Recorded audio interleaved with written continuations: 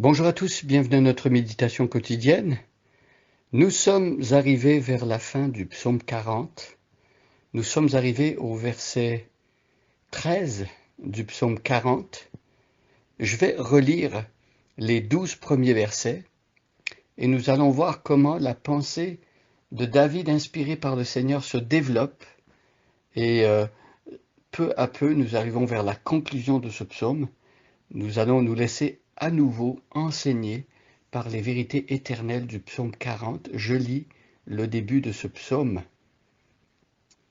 Au cœur des chantres, au chef du chœur, psaume de David, j'ai mis tout mon espoir en l'Éternel. Il s'est penché vers moi, il a prêté l'oreille à ma supplication. Il m'a fait remonter du puits de destruction et du fond de la boue. Il m'a remis debout, les pieds sur un rocher. Il a affermi mes pas, il a mis dans ma bouche un cantique nouveau et la louange pour notre Dieu. Quand ils verront ce qu'il a fait, ils seront nombreux à le craindre et à mettre leur confiance en l'Éternel.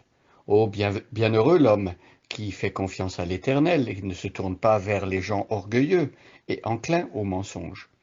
Ô Éternel mon Dieu, toi tu accomplis tant d'œuvres merveilleuses, et combien de projets tu as formés pour nous. Nul n'est semblable à toi.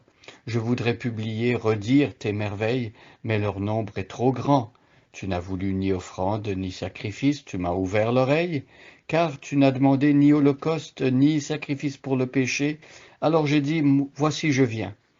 Dans le rouleau du livre, il est question de moi. Je prends plaisir à faire la volonté de Dieu, de mon Dieu, et la loi est gravée tout au fond de mon cœur. Dans la grande assemblée, j'annonce la bonne nouvelle de ta justice, je ne la tairai pas. Éternel, tu le sais.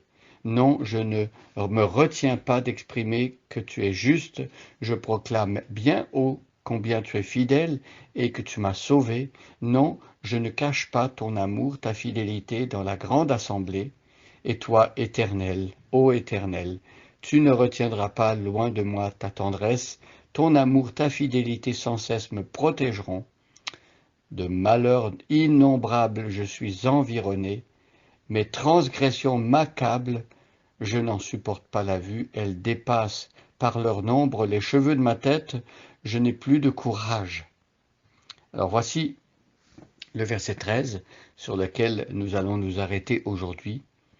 David confesse qu'il a des ennemis à l'extérieur, des personnes qui ont voulu lui faire du mal, et Dieu l'en a délivré, et il rend grâce à Dieu, et il le remercie. Mais il se rend compte de quelque chose d'autre qui se passe dans sa vie.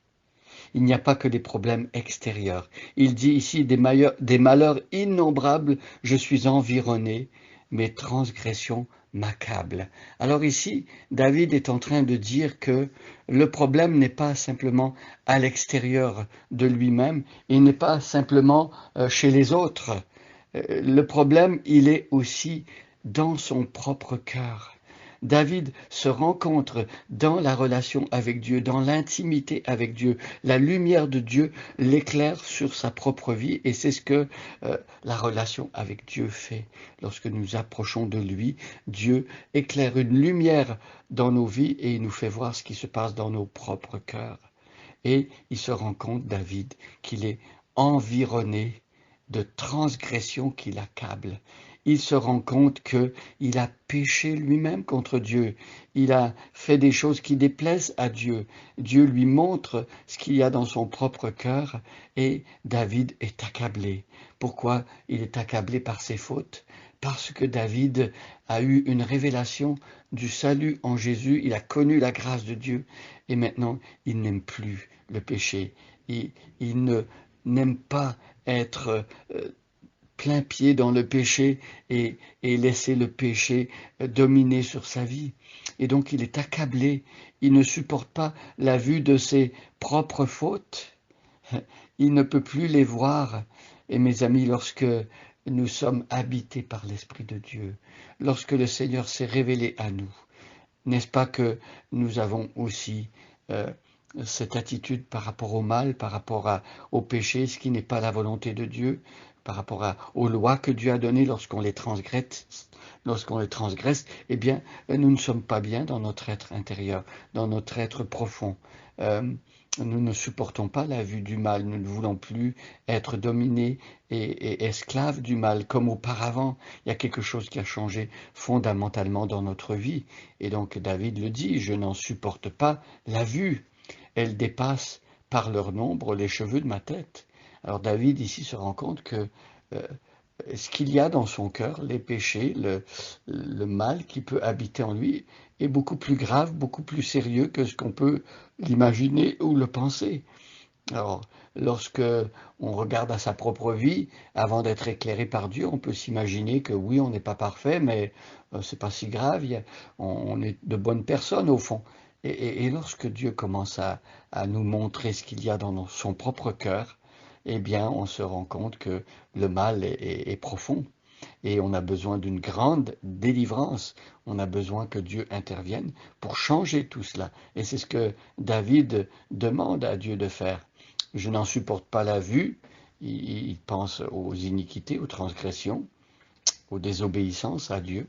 Elles dépensent par leur nombre les cheveux de ma tête. Alors, à moins d'être chauve, les cheveux de notre tête sont assez nombreux. Et donc, ça nous fait comprendre cette image que le mal en nous, le péché en nous, pullule euh, tant qu'on ne laisse pas Dieu contrôler et purifier nos cœurs. Et c'est l'Évangile qui donne la solution. Par l'Évangile, le Seigneur Jésus purifie notre cœur de tous ses péchés.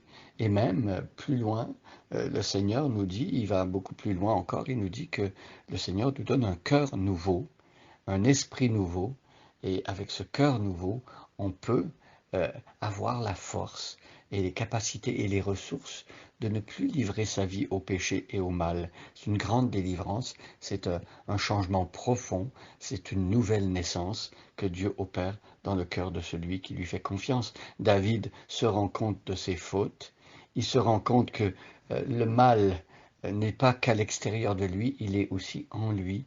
Et il se rend compte que la délivrance, ce n'est pas simplement contre des ennemis extérieurs, mais c'est une délivrance intérieure qui a besoin de s'accomplir dans sa vie pour que David puisse vivre comme Dieu le veut. Eh bien, soyons aussi assurés que nous-mêmes, euh, nous n'avons pas que des ennemis extérieurs, que des gens extérieurs qui nous font du mal.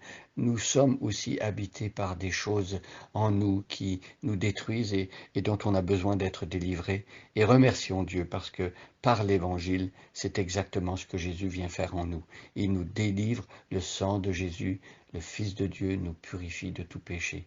Gloire à son nom. Bonne journée à chacun et à chacune et soyez bénis.